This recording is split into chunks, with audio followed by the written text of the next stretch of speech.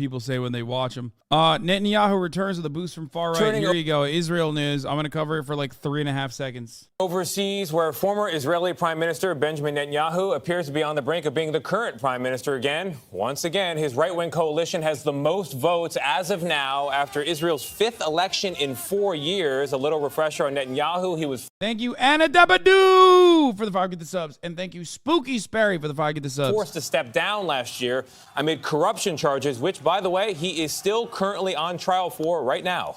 Imtiaz Tayyab is following all of it from London. Imtiaz, they're saying it could be the most right-wing government in Israel in years, if not ever. Good morning. Tony, good morning to you. Yes, well, it looks all but certain Benjamin Netanyahu will make an extraordinary comeback from the political wilderness. But as you say, his return is being directly tied to the rise of his allies, Israel's extreme right and ultra-Orthodox political parties. For the first time ever, the far right have won the 3rd largest number of seats in Israel's parliament. One of the main parties, known as the Jewish Power Party, is led by Itamar Ben-Gvir. His rhetoric is stridently anti-Palestinian. He suggested imposing the death penalty on Palestinians convicted on attacks on Jewish people. Now, this sharp shift rightward comes at a time of mounting violence. Since January, a series of Palestinian attacks have killed 19 people across Israel, while more than 130 Palestinians have been killed in confrontations with Israeli forces,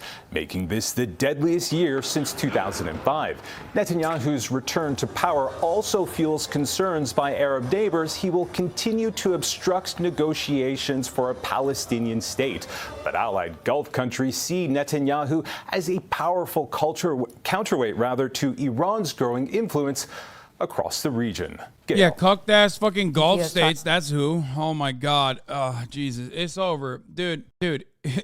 Israel literally was like, let's be like let's still continue being as violent as possible to the Palestinians, but like, let's spruce it up a little bit, right? Let's be like, let's dial it back from like 100 to 99.9. I mean, in that process, they still murdered a beloved Al Jazeera journalist, like kind of forgot about that. They're still beating the shit out of people. You know what I mean? Like they're doing all this stuff. And the Israeli citizens were like, nah. The Israeli citizens were like, nope, that's too much. We're giving them too much. We gotta go back to being worse.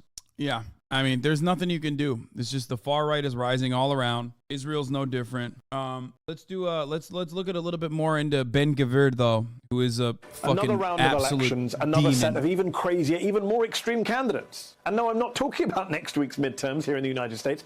I'm talking Israel, where they just had their 5th parliamentary elections in less than 4 years. And this guy, Itamar Ben-Gvir, and his party of far-right extremists and racists, as even the pro-Israel group AIPAC has acknowledged they are, look set to make major gains in the Israeli parliament, the Knesset. There's even talk of Ben-Gvir becoming Homeland Security Minister in a new Benjamin Netanyahu-led Israeli coalition government. Yes, Bibi could be back too. More on that in a moment.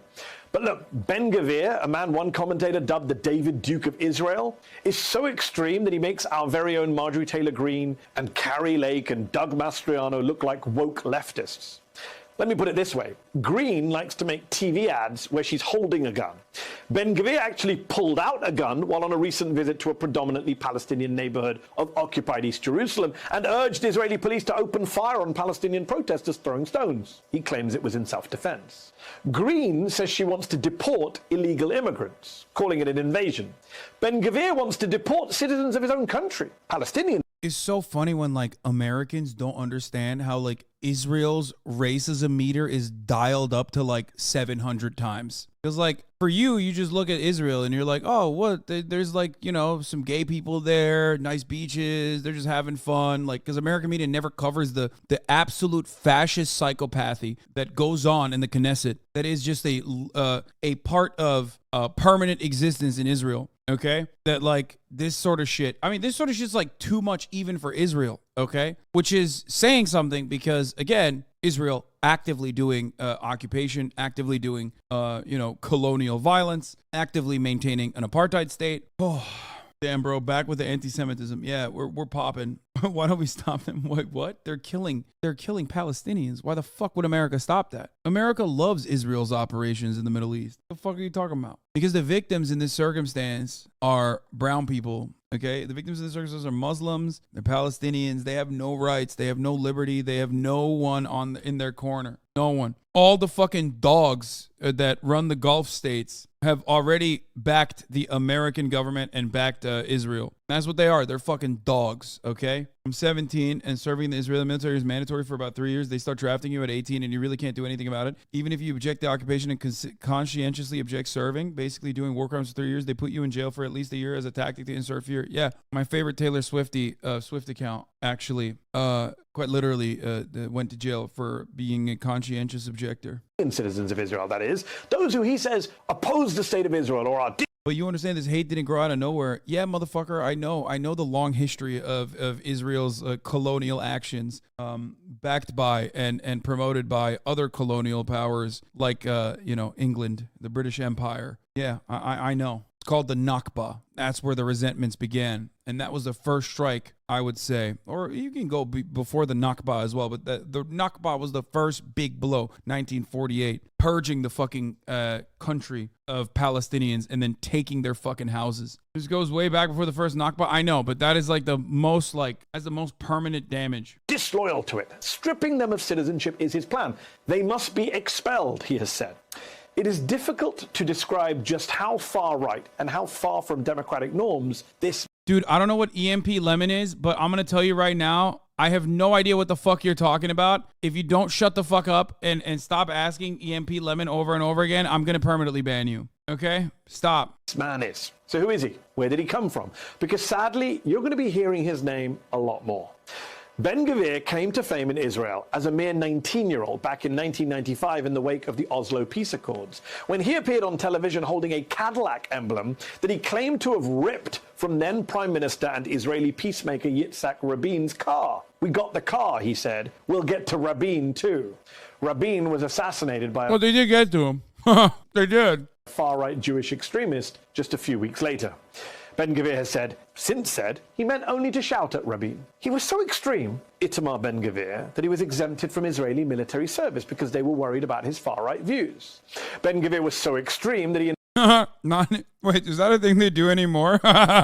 This is when, I would put this in this is when Israel was like acting like they gave a shit about a two-state solution era. Shouts out to Bibi Netanyahu, by the way, for quite literally just going, fuck that shit. I remember a time and place where the Israeli government would say, oh man, they're bulldozing in occupied territories in the West Bank. They're bulldozing places. Oh, fuck. I guess don't do that. Don't do that. We won't give you military support if you do that. That is long gone, baby. 20 fucking years. Is Bibi the same as Benjamin Netanyahu? Yes, he is. Long gone. It's not gone? What do you mean? No, the defense or the turning a blind eye to the fucking bulldozers is long gone. Now they're like, oh no, we're sending the bulldozers. Now you look on Israeli television and they're selling real estate in the fucking Western territories. Now they send the military everywhere. They've already perfectly fucking cut with incision, with precise, with the precision of a fucking surgeon, cut every single occupied territory and neighborhood. Yeah, I mean, IDF did do this. You're right. The IDF ran over a peaceful American protester with a bulldozer in broad daylight. He invited reporters into his home, which is in an illegal Israeli settlement, you'll be shocked to hear, and showed them a picture of Baruch Goldstein, the man who massacred 29 Palestinians in a mosque in Hebron in 1994. He showed them a picture of him hanging on his living room wall. In fact, Ben-Gvir and Goldstein were both members of that same racist party, the KAK party, founded by the late extremist Rabbi Meir Kahane, who wanted to expel all Arabs and turn Israel into a theocratic state. Today, Ben-Gvir heads the Jewish...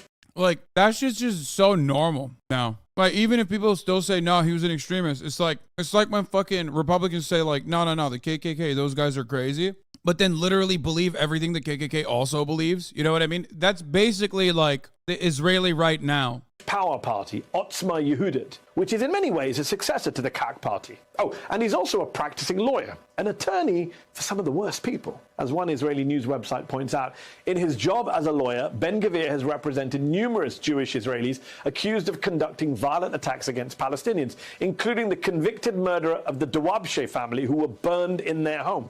Over the last 30 years, Ben-Gvir himself has faced over 50 criminal charges and been convicted on 12 of of them, including racist incitement and support of a terrorist organization, two charges that are rarely pursued against Jews in Israel. The fact that, as one Israeli commentator puts it, these days Ben-Gvir wears a suit and a smile, or as his own spokesman says, he's grown up, doesn't change how dangerous he remains. In fact, the most dangerous demagogues are the ones with charisma and passion, the ones who know how to cleverly normalize the abnormal.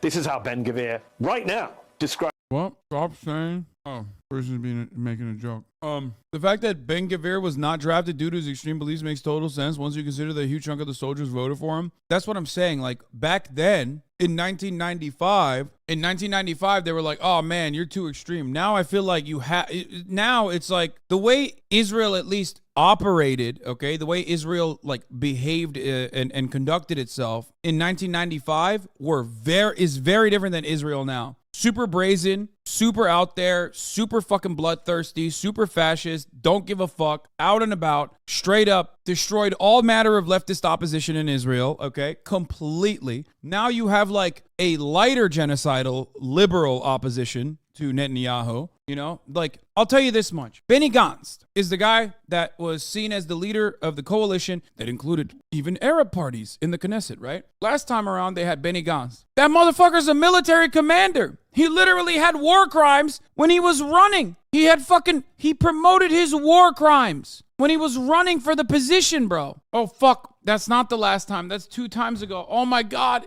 Israel also happens to do fucking elections every week. So there's the other problem. Holy fuck. Do you think Hamas is an actual threat to Palestine? What do you mean an actual threat to Palestine? Hamas is nothing.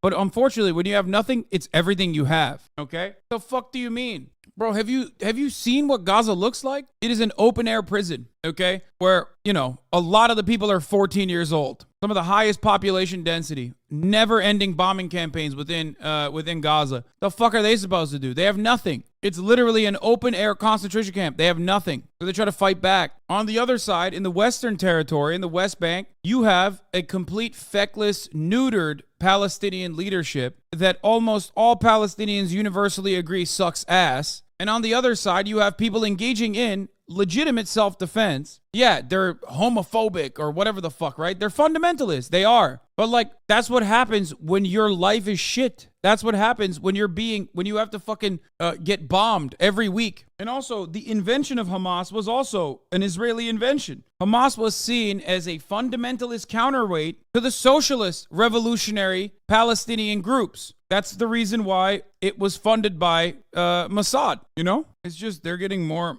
Is this a biased take? Yes, bro, I'm biased. Yes, I am 100% a biased person on this matter.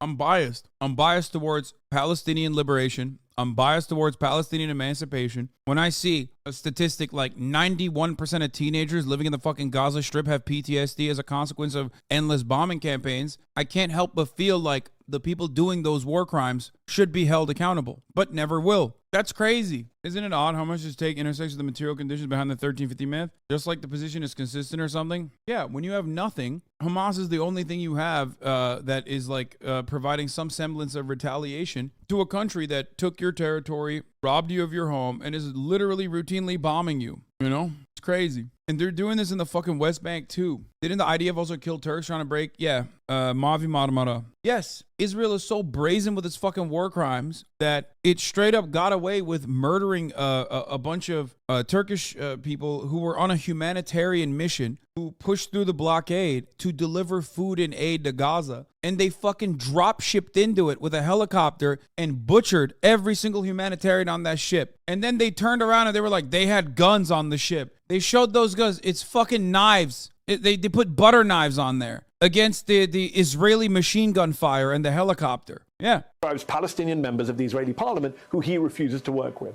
What are we talking about? Muslim brothers, they're outlaws. These people in the state of the government of Israel were there. These people are terrorist supporters.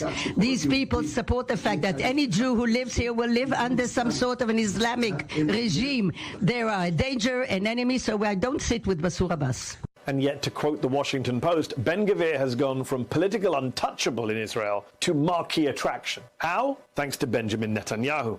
Yeah, Benjamin Netanyahu, not even in this last election cycle, but in general, over the course of the past fucking 20 years when he was in power, has turned Israel into somehow even more of a bloodthirsty nation, okay? A nation that was built, most nations are built on bloodshed, let's be fucking real. But Israel's development is so recent, and Israel's development is such an obvious fuck you to everyone else that was living in that region, where, like, obviously the last imperial superpower decided to, as it was getting out of the fucking way of the next imperial superpower, decided to do something that was immensely brutal and unjustifiable to the people that were living in an area. First, they went to the landowners and said, hey, we're going to buy these lands off of you, okay? And you're just going to do mass evictions. Then, that wasn't enough. Then they went directly to the fucking homes and killed people. And to this fucking day, they say, we don't know the exact numbers of people that just, relocated on their own volition. It's crazy. Anyway, I'm not gonna lie. I've been covering this shit for my entire political commentary career. And up until the last lawn mowing operation, that's what they call it, cutting the grass, when they go into fucking Gaza and they bomb it, just to keep them down a little bit, just to help them recognize their place.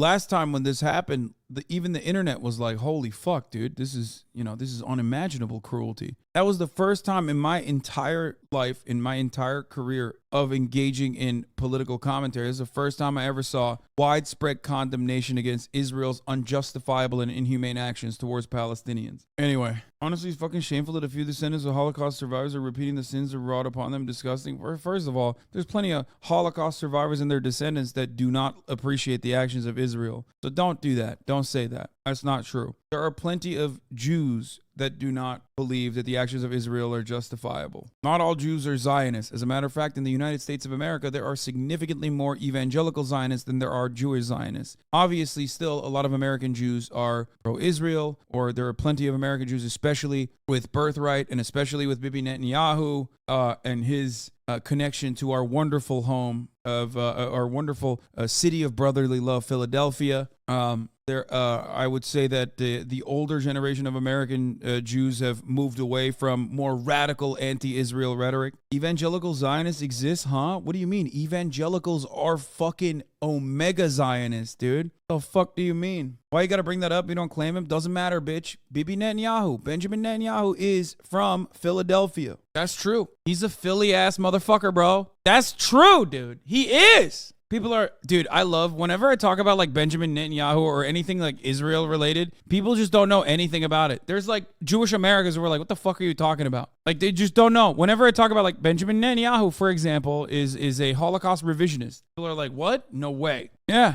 Where did Benjamin Netanyahu spend his teenage years? In the Philadelphia suburbs, baby. When he attended and graduated from Cheltenham High School in Montgomery County. Moved from Israel to Cheltenham. His father moved from Israel to Cheltenham in 1963 to teach at the Dropsy College, now the Katz Center for Advanced Judaic Studies at the University of Pennsylvania. In 1967, he served in the IDF elite unit. He returned to Israel to serve in the IDF's elite unit, where his brother died, but unfortunately he did not, on that famous operation on, what was it, Ethiopian soil? Where'd they go? Because Israel has a policy where, like, two brothers cannot be on the same operation. In Entebbe, in Uganda. So it's kind of like how you LARP as a Californian when you're really a New Jerseyite. It's a hate crime in the UK to criticize the occupation because they adopted a new definition of anti-Semitism that includes criticism of Israel. Yeah, I don't care. Luckily, in America, we haven't gotten to that point yet. Even though all these motherfuckers that talk about free speech,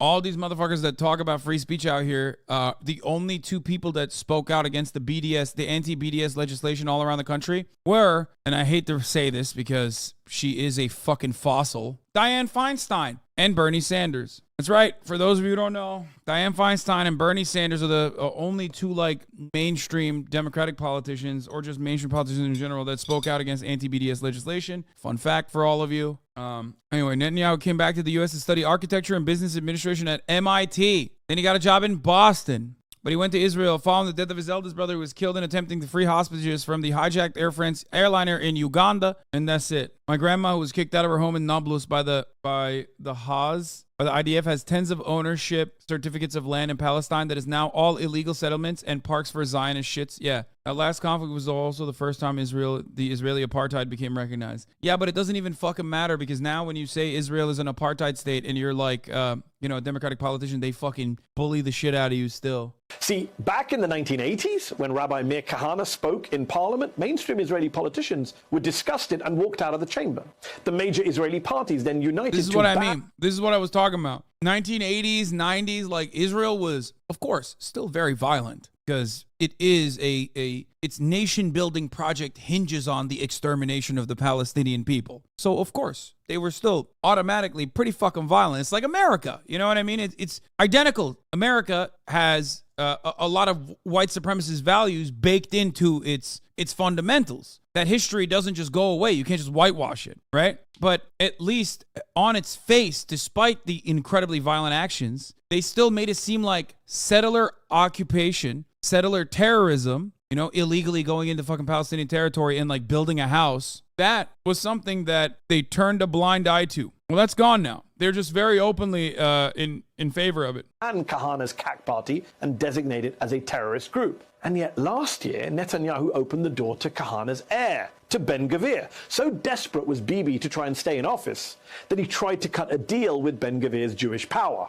So just as Donald Trump opened the door of the Republican Party and American politics to all sorts of outright racists and nativists and even fascists, to all sorts of weird cranks and loons, his pal Netanyahu shamelessly and recklessly did the same in Israel. Oh, and just as Netanyahu is on the verge of returning to office in Israel, even while in the midst of a criminal corruption trial, don't rule out Trump doing the same here in the US come 2024, regardless of whether Merrick Garland ever gets round to bringing charges against him. To be honest, some of the parallels between Israeli politics and American politics and the shift to the far right are kind of spooky right now. Israel is, of course, a top ally of ours, we are constantly told. Members of Congress on both sides of the aisle tell us that all the time. Joe Biden stressed our shared values with Israel just last week while hosting the president of that country. We're going to discuss the ironclad commitment, and this is, I'll say this, he ain't wrong when he says America and Israel have shared values. It's just that those values are fucking dog shit, okay? That's the point. Those values are brutality. Those values are endless occupation, an apartheid state. Those values are fucking anti-Muslim existence, okay? The eradication of Muslims. Those are the fucking U.S. virtues. Those are the U.S. values that are identical. 1,000 times in my career, the ironclad commitment the United States has to Israel, based on our principles, our ideas, our values. They're the same values. Well, Itamar Ben-Gvir's values are certainly not our values, American values, or at least... Oh, come on, Mehdi. Stop. It is our values, brother. It's the same. I think if you are as critical as I am of the United States of America, you understand exactly where we're coming from with our allegiance and seemingly, undying loyalty to Israel. It's the same. We're brothers in bond. We're brothers in blood. We have the same enemies, okay? And that's it. Shouldn't be. So let me say this. It makes no sense for America. And another country that both Israel and the United States supported that was also identical to our existence was apartheid South Africa. It's not a fucking, it's not a coincidence, okay? Like why? Why were we so in favor of apartheid South Africa? Why was the State Department in favor of apartheid South Africa? Why? It's the same shit. Those are our homies. They're doing the same shit we want to do. They're doing more of it. American liberals or progressives to fight the rise of fascism here at home while giving it a pass abroad, giving it a pass when it's on the rise in a country that we're allied with, a country we like, whether it's Israel or India or Turkey. We need to call out fascists and authoritarians and racists wherever they're on the march. On the fault in your logic is that the supposedly controlling population in the U.S. is disappearing fast as shown from census to census. Wait, what? Are you fucking stupid? I'm not talking about white people, you fucking pasty loser. I'm talking about capitalists, dumbass. Shut the fuck up. Apartheid, or Jim Crow South segregation, is simply a method to divide and conquer the working class at the behest of capitalists. God damn, bro. Motherfucker just came in and immediately started doing great replacement theories. Like, what the fuck is white people anyway? Okay? What is white people? It just means people in power, okay? Wherever they're in power or on the verge of acquiring power, and whether they're Christians, Jews, Muslims, or Hindus. Joining me now to discuss what's happening in Israel is lawyer and political analyst Diana Boutou. She's a Palestinian with Israeli citizenship, was a former spokesperson. Their logs are fucking cooked. You say European Americans? Shut up. No shot, brother. Maybe the birth rate is too high. Brother, always eating on stream. Wait, you're saying the population group that's fading away faster than any other group in history? European Americans are actually aiming to exterminate others? Wait, we gotta unban this motherfucker. I need to hear more. European American? Excuse me. What's a European American? This guy literally was like, I don't even want to act like Hispanics are white. Okay? I don't want to act like there are white Hispanics. He just said European Americans, which, by the way, not Spain, though. You know what I mean? When I say white Hispanics, I'm not talking about Spanish people. I'm talking about fucking, white Hispanic people that live in Latin American countries. No Italians, no Spanish, no Portuguese. Nope. I love when dudes will go back to like Benjamin Franklin era racism and they're like, yeah, the Germans are too swarthy. You know what I mean? We need the real legacy Americans. Just white Anglo-Saxons and the French, because Benny wanted to fuck French women. Literally. The French were considered white under Benjamin Franklin's point of view because he wanted to fuck French pussy. Okay? That is straight up true. He said Germans were swarthy. He said the Swedes were swarthy. He said the only real whites are the English, the Anglo-Saxons. He said this is an Anglo-Saxon nation. We don't want them swarthy Germans in here. Maybe the French can come. Why? Because I like to wear a raccoon outfit and go fuck French ladies. Everything I said is true. How did you reduce me saying European Americans, a multitude of ethnic groups from Russia to Portugal, as some antiquated racist Anglo-Saxon thing? What did you mean about European Americans, man? You just wanted to say white. Shut the fuck up. You're talking about white people. You're like saying that Americans are, white people in America are only coming from Europe. You're literally trying to do great replacement theories over here, being like, oh, these are white people. These are white people. And notice how that concept is interchangeable, because Benjamin Franklin considered only white people to be fucking Anglo-Saxons and maybe some French women that he wanted to fuck. The point is, whiteness is a fucking concept that is absolutely made up, that is built around maintenance of power, okay? That's why you said European Americans instead of saying white, but we know what you mean. Also, here's a great example. How do white people disappear? Well, I'll tell you how. You're going to say immigration. But there's another way that white people disappear. It's called race mixing, miscegenation. Are you against race mixing and miscegenation? Is that what you think is bad? They're not being replaced. They're just not as fucking psychotically obsessed with racial purity. They're not cousin fucking as hard as you and your dumbass cousin fucking ancestors were, I guess. I'm from the EU. Sorry, I don't understand how this was controversial. There are Asian Americans. There are so many European Americans. This was not coming from a weird angle. Oh, he's just European, bro. Yeah, think about whatever European country that you're in, okay? It's the same shit. Think about Muslim immigration instead of other forms of immigration, I guess. The real disappearance and the real replacement that nobody fucking talks about is the top of the hour ad break. And the only way to make that disappear and replace is by subscribing for $5.